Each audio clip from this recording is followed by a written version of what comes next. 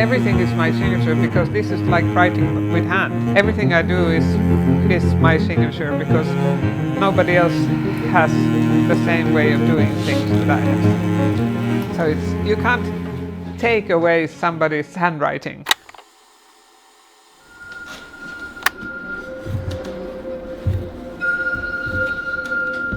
Well, I tried this clay first time in 1990.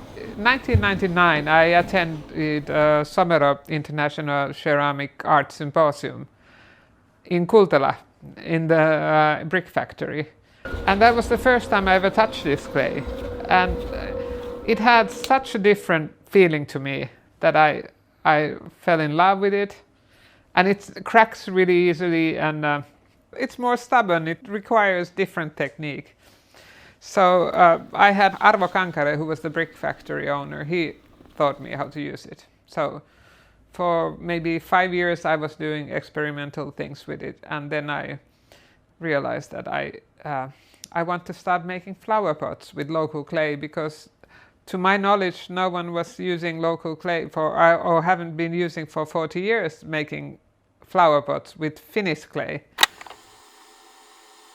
I'm a ceramic designer, but I emphasize on craftsmanship. So I studied one thing for a long time, and that comes only with age. You can study to be a ceramic designer, but then if you don't work with the material for a long time, you can't get in the level of craftsmanship. It needs to be in the school only, because you need to repeat the same things.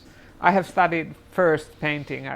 For a while I thought I want to be a painter, but I thought you can't make your living doing paintings, so I thought maybe pottery. So that was not very wise, but I thought, yeah. The designer part is like important to say here, that I have a customer, they tell me what they want to have, and I produce and show them models and produce products for them. I listen to what they want to have also. So I have been interviewing people who are growing geraniums, and I'm making a pot that it would be excellent for them.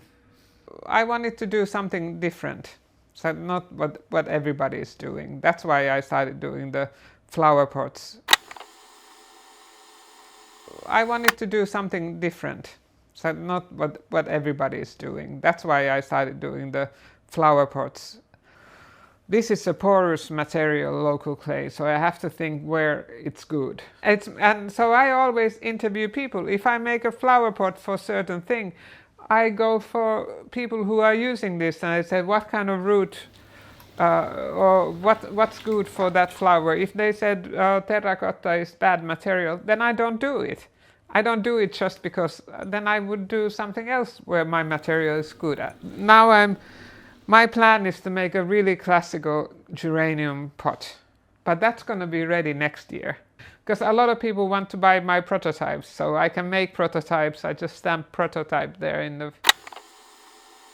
Well, this shape, this is my classical pot, and that's actually, I'm really happy that one of the, in Finnish magazine Antiques and Collectibles, that was mentioned as futures. And I'm so lucky that Artek is selling it, which is the place I always dreamed to have my products at, because they are just so classical. And I call that pot classical, and it's my bestseller. And I want to make for geraniums now a bestseller that's just a classical one. That's an icon for that product. Yeah.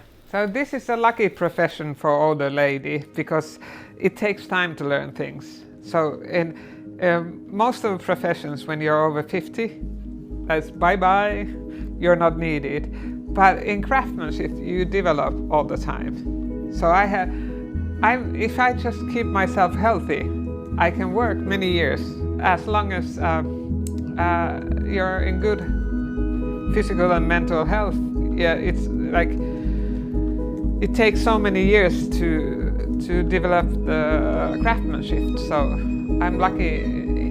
This profession is lucky if you last till old age, because then you can do it till old age.